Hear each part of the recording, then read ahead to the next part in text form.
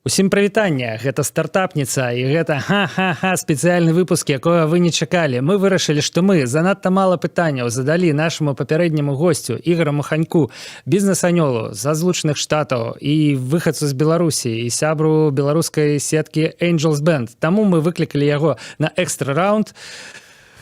Пытанні у Юлі, іх шмат. Юлія Нехай, свядучая стартапніца, Ігор Маханёк, прывітанне. Нешта я... Прывітанне. Так, вот, все. Починай, Юлия. Да, еще раз всем привет. Игорь, у меня вопрос. Мы в прошлом эфире очень много говорили по поводу именно вашего опыта как бизнес-ангела. Хотелось бы поговорить о вашем опыте работы в корпорациях. Google, Facebook, WeWork. Вот расскажите, почему вы в корпорации? Вы уже давно-давно могли сделать собственный стартап Unicorn, например. Хороший вопрос. В корпорациях тоже хорошо, да, то есть это такой всегда сложный вопрос. На самом деле нужно, что самое главное, нужно всегда задавать себе вопрос. Действительно ли то, что я делаю, это самое лучшее, что я могу делать, и действительно, и всегда думать, могу ли я делать что-то лучше. И очень важный вопрос, действительно ли я расту, действительно ли я получаю удовольствие от работы, действительно ли я становлюсь лучше, действительно ли я приношу больше пользы миру. И все эти вопросы вместе, их нужно задавать, чтобы не застояться. И я всегда старался задавать эти вопросы, и я видел, какие у меня логичные следующие шаги. И вот когда я переходил из Google в Facebook, это был как раз шаг, который был очень логичен, исходя из того, так, как мне сделать больше со своим собственным скиллсетом вырасти, как мне помочь миру больше, как мне иметь больше импакт, то есть влияние и так далее. И то же самое произошло, когда я переходил из Facebook в WeWork. Это, и, конечно, добавляет тоже какая-то стабильность в этом. Это я восхищаюсь людьми, которые делают стартапы. То есть один из интересных побочных эффектов инвестирования, я видел столько сложностей и столько стартапов, в которых ничего не получилось, что у меня теперь идет negative bias. То есть я очень много видел, как у людей не получился стартап. Мне теперь сложно надеть розовые очки и сделать свой стартап, потому что я знаю, что больше всего вероятно, что ничего не получится. Але наколькі я разумею, у США люди, у якіх не атрымаўся стартап, просто робяць наступны стартап.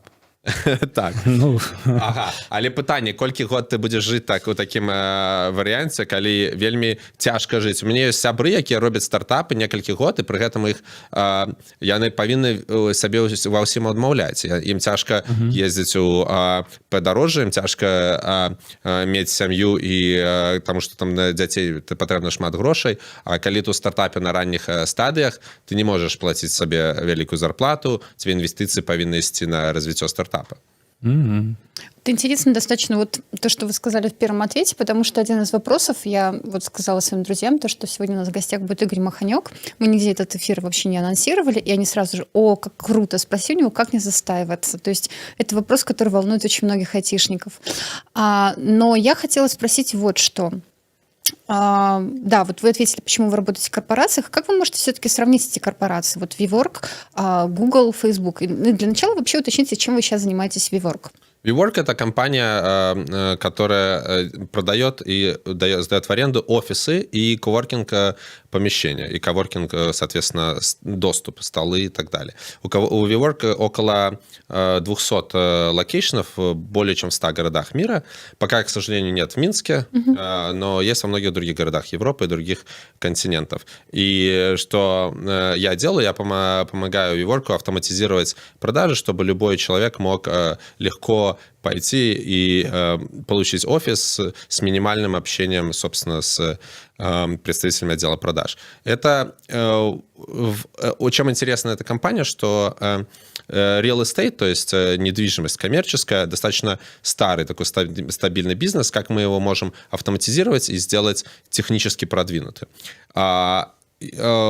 И... Бо гэта такі Uber для нерухомасці. Ну, можно так. Инвесторы не любят вообще, когда говорят, это да? Uber для этого. И почему, что для меня было интересно, что я переходил из компании, которая была побольше, в компанию, которая поменьше. То есть, и при этом в Google я переходил, когда он был достаточно небольшой, он рос, пока я там был, потом перешел в Facebook, который был компанией поменьше, он рос, пока я там был, и сейчас перешел в WeWork, он тоже компания поменьше. Что здесь важно, что, конечно, совсем разная работа в компании, так называемого среднего уровня, то есть не про маленькие компании, да, и компании большого размера. В компаниях большого размера влияние каждого работника чуть-чуть уменьшается, все меньше и меньше. Отвечаешь за всю маленькую-маленькую часть больших каких-то продуктов. И там все больше и больше становится таких четких процессов, которые уже давно решены, и которых нужно вписаться и делать конкретную вещь. Даже, и при этом я говорю даже про людей, там, менеджеров, директоров и так далее, которых там в том же Google сейчас, наверное, несколько тысяч директоров, там, сотни вице-президентов и так далее. А WeWork компания в этом плане достаточно маленькая, да, и когда я приходил в Facebook, он был маленький, когда я приходил в Google, он был маленький. Чем это важно, что когда приходишь в компанию поменьше, есть что-то, что еще эта компания не сумела сделать. Например, какие-то процессы. Что мне очень нравится, что там я могу прийти, помочь построить эти процессы. Может быть, там не идеально сделан хайринг, и нужно там, и не все точно. Может быть, мы можем улучшить, как идет найм. Может быть, мы можем улучшить, как идет процесс разработки продукта. Может быть, можем улучшить, как идет процесс промоушен и процесс оценки сотрудников. Может, можем улучшить, как люди коммуницируют друг с другом и как мы можем увеличить продуктивность. То есть такие вещи, которые выходят за рамки такого узкого восприятия любой должности. Мне не очень нравится. И при этом уже есть, когда, в отличие от стартапов, в котором нет ничего, тут уже есть какая-то база, есть какая-то бизнес-модель, есть какая-то бизнес-идея, и мы улучшаем, и мы можем сделать какой-то outsized impact, помочь этой бизнес-идее расти дальше. А что, вот, допустим, в корпоративной культуре WeWork вас впечатлило относительно Google или Facebook? Там diversity, особенность бизнес-процессов, как они налажены и прочее. Вот что-то такое, что реально очень круто, и это было бы хорошо, например, взять на вооружение стартапам. Хотя, конечно, их сложно сравнивать пока еще, но тем не менее, вот какие-то такие моменты. Я думаю, что это очень сложно сравнивать, и я думаю, что как раз корпоративная культура — это такая вещь, которая должна быть достаточно уникальна, и давать советы здесь сложно. Что важно, что интересно на этапе интервьюирования, на этапе найма, это часто очень сложно прочувствовать эту корпоративную культуру. Но что можно прочувствовать и что является важным, это рост. То есть одна из больших вот таких факторов, который для меня важен, чтобы не застаиваться, это рост компаний. И когда и рост компании, и рост команды, и когда видно, что компания увеличивается в 2 раза в год или увеличится на 10% в год. Конечно, компания такая большая, как Facebook, не может расти уже 2 раза более в год. А компания поменьше может. И когда компания растет достаточно быстро, там создаются интересные проблемы, которые нужно решать. Это раз. Потом можно в целом замахиваться на более сильные задачи. И когда тебя нанимают любого работника на какую-то определенного, так сказать, размер скоп, то когда компания растет, скоп растет уже, и задачи, которые нужно решать, они всегда растут. Вот это важные аспекты, на которые обращаю внимание. И один из советов, который даю всем стартапам, это расти. Нужно расти, в том числе расти в плане найма сотрудников. Нужно расти, конечно, с умом. Нужно нанимать очень правильных, толковых людей. Но рост очень важен. И при этом, что правильно сказано, насчет культуры, нужно стараться балансировать diversity, нанимать разных людей, но разных людей по бэкграунду, но при этом стараться, чтобы они друг друга хорошо понимали. То есть, чтобы было какое-то взаимопонимание и чтобы было понимание, что в этой компании ценится, а что не ценится. Например, интересный момент. Мне очень люди спрашивают, чем отличался Facebook и Google часто. И вот там очень четко есть понимание, чем они отличаются. И в Google в плане того, что ценится. В компании Google всегда ценился technical excellence и technical complexity. Поэтому компания Google развивает всегда сложные технические продукты, и их инженеры, их программисты всегда сфокусированы на том, чтобы создать что-то сверхсложное. Ну, например, и известного недавно они создали там чуть не первый квантовый компьютер, который что-то сумел решить задачи за невероятно короткое время. Тогда как компания Facebook всегда фокусировалась на импакт, бизнес-импакт. То есть самое главное создать не что-то сложное, технически идеальное, а что-то, что увеличит какие-то бизнес-метрики, увеличит количество пользователей, увеличит количество рекламных долларов и так далее. И что интересно, и там очень умные инженеры. Но в компании Google они сфокусированы на создании идеально красивого решения, которое потом, конечно, приводит к метрикам. Там есть Gmail, который работает там, на огромных объемах, там Google Search и так далее. А компания Facebook ориентирована на решения, которые могут быть немножко более неаккуратные там, внутри по коду, немножко менее идеальные, но они настолько выверены в плане продукта, что пользование ими растет до невероятно высоко, да, то, что люди пользуются, что люди радуются, есть engagement и так далее. И вот это вот очень интересно. Это, например, было одно из тех моментов, которые мне понравились, когда я перешел из Google в Facebook. Из других сфер, которые очень заметны, в Facebook есть фраза, которую многие слышали: move fast and break things. То есть это, что в Facebook очень ценится скорость.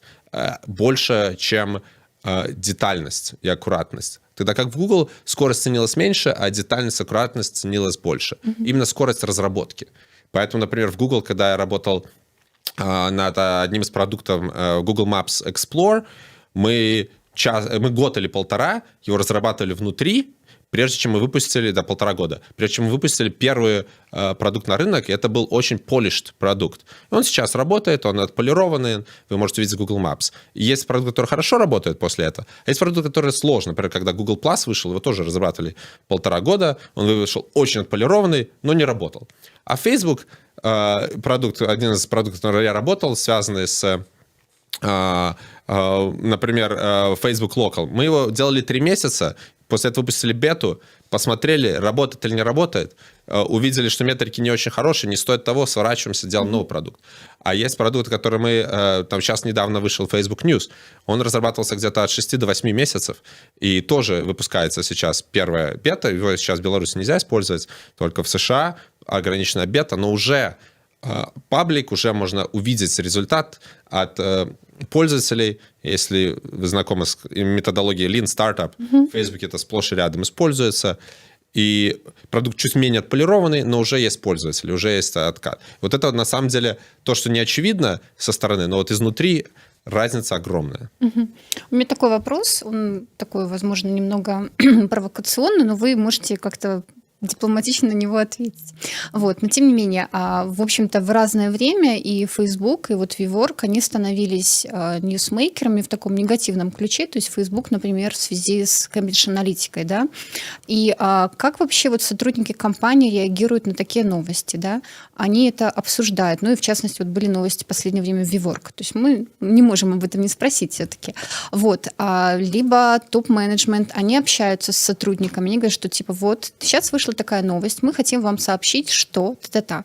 Некоторое время назад просто я делала интервью с девушкой, которая работала в компании Lyft, и у Lyft у них считается очень прогрессивная корпоративная культура. Люди, по-моему, 70% новых сотрудников приходят через референсы, то есть через своих знакомых. Вот. И там на уровне корпоративной культуры, например, прописано, что если любую новость, даже очень хорошую, сначала обсуждают в компании, потому что это плохо, если ты едешь в такси, и таксист тебе говорит: слышь, чувак, слышь, ты читала там вот о том, что пишут. Вот, то есть что вот вы можете ответить на этот мой вопрос. И это, в принципе, мне кажется, интересно, потому что в Беларуси у нас, в принципе, такой особенно, бизнес молодой, и нет вот этих традиций корпоративной культуры. Вот. Тут еще вопрос в том, насколько в Беларуси сильные медиа, которые именно смотрят на корпорации. Потому что, на самом деле, я в белорусских медиа практически не слышал никаких скандалов и расследований про белорусские корпорации. Хотя, на самом деле, есть что расследовать, есть про что поскандалить, но никто ничего не обсуждает. Медиа обсуждают обычно либо более такие высокие темы про весь рынок или политику, А на самом деле в компаниях тоже что происходит? Что в США все-таки очень сильно это медиа, которые как раз выкопают, докопаются, вытащат там грязное белье, расскажут. Это очень интересно, это очень заставляет всех действительно быть на стреме, так сказать, аккуратным, смотреть, что они делают. Это впечатляет. Есть все-таки два разных типа новостей. Есть новости о том, что что-то произошло, какое-то расследование, какая-то проблема, как там Cambridge Analytica и так далее, которые приходят от медиа, и руководству компании нужно как-то с этим работать, как-то бороться, как-то отвечать. Есть какие-то новости, которые компания сама создает внутри, и они их должны, конечно, внутри сначала объявить, прежде чем их узнают. Да? Transparency в этом плане очень ключевое. То есть это ключевая часть культуры всех хороших компаний, когда руководство стремится сообщать своим работникам все важные события. И даже менее важные, потому что если их не сообщить работникам сейчас, они могут узнать какие-то медиа, потому что они поговорили с каким-то работником, кто-то им рассказал, и это выплывет в медиа.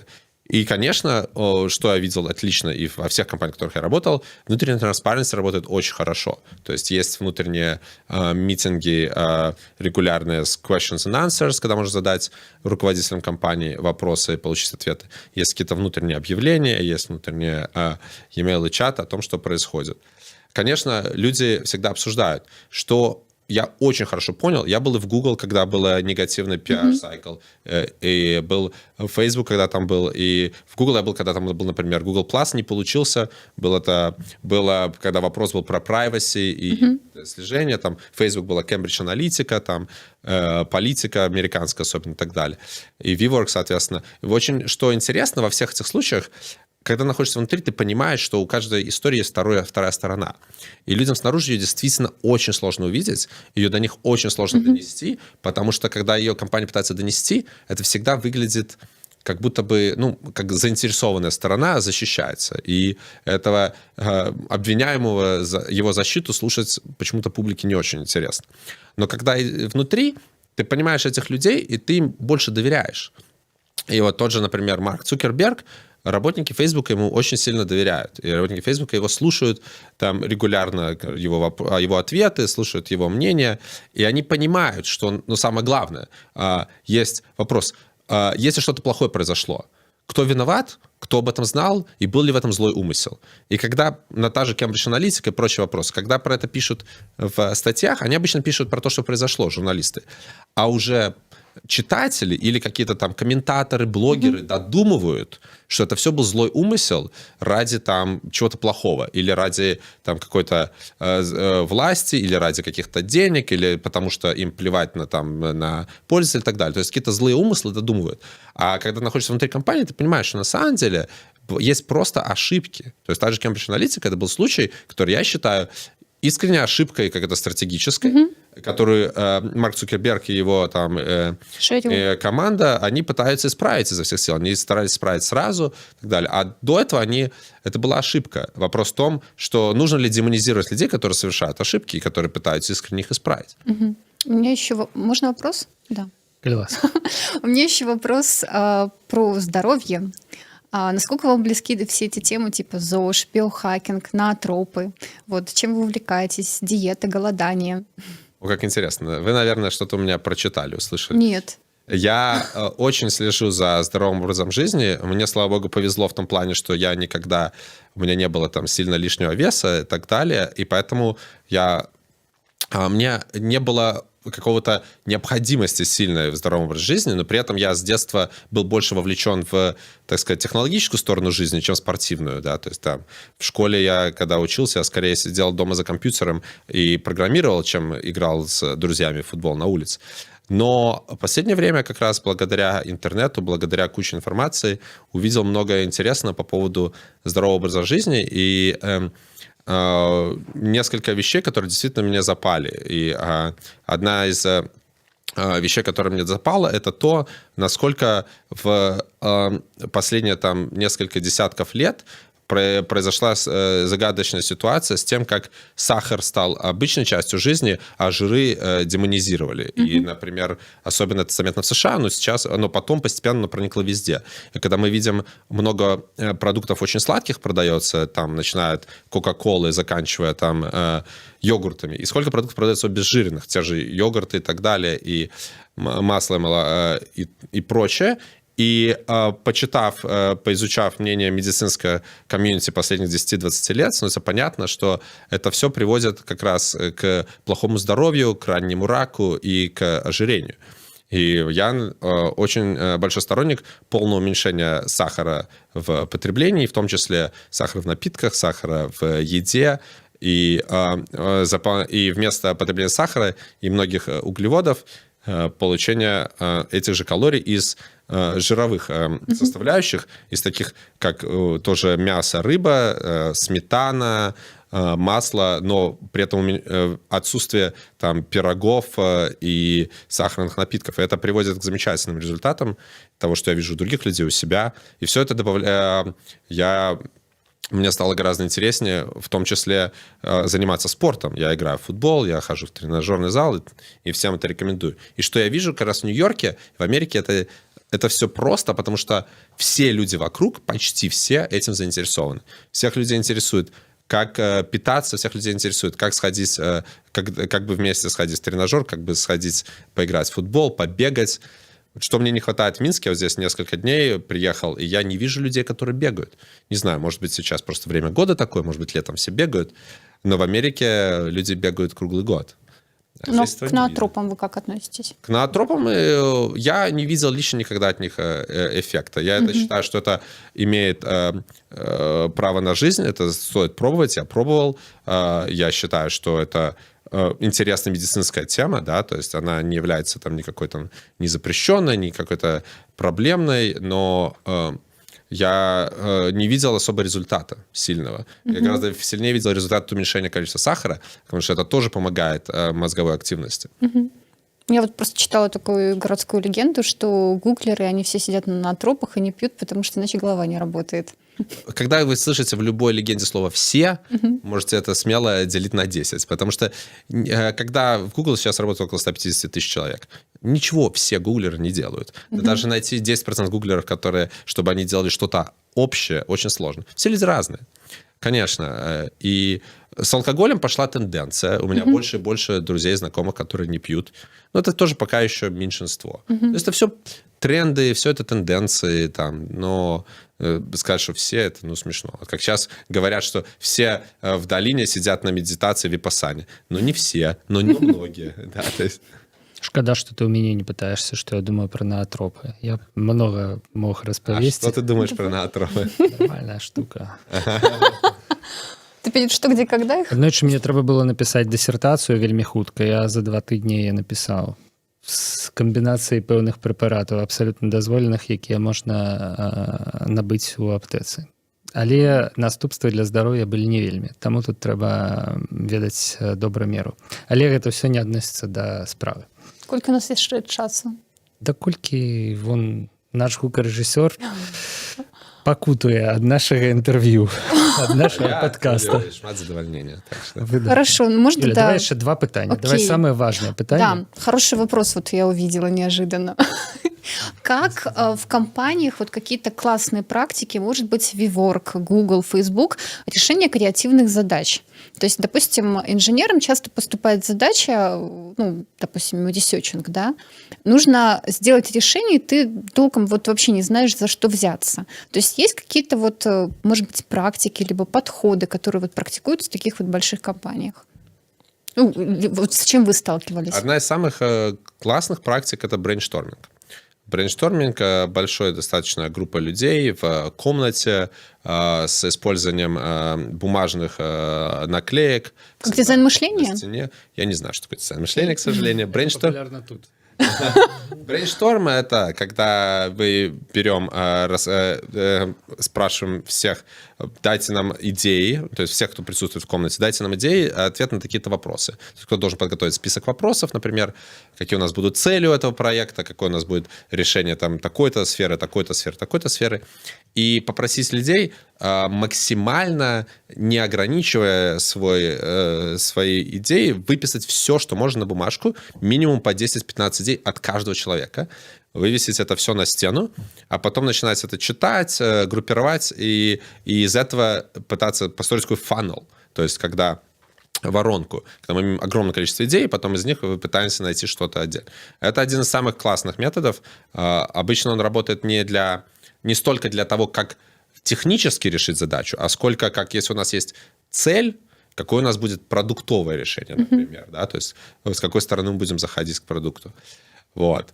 Это один из главных методов. Второй важный метод – это какие-то peer reviews, когда решения пишутся, и потом они обсуждаются людьми, которые на самом деле не являются частью команды. То есть это обязательная часть, которую я видел во всех больших компаниях. Те же технические дизайны обязательно должны осматриваться людьми из других частей компании.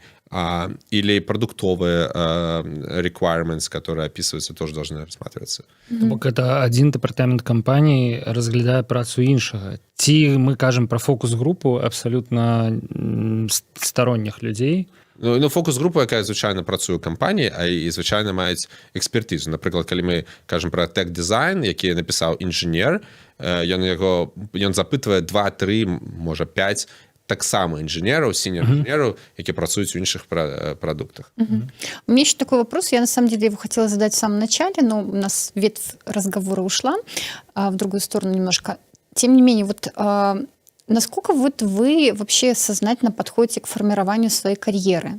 То есть, допустим, у вас есть какой-то план, что каждые 3 года я меняю сферу деятельности, либо там каждые полгода я выхожу из зоны комфорта. Как вы видите себя через 5 лет? То есть вот как вот это вот, возвращаясь к вопросу о том, чтобы не засиживаться и не тормозить? Да, это очень хороший вопрос. Я считаю, что все люди должны подходить к этому по-разному, очень индивидуально. Я знаю людей, которые действительно рисуют себе, где они будут через 10 лет, где они будут через 5 лет, идут к этому идеально, у них все получается. Я не рисую себе планы через 10 лет, через 5.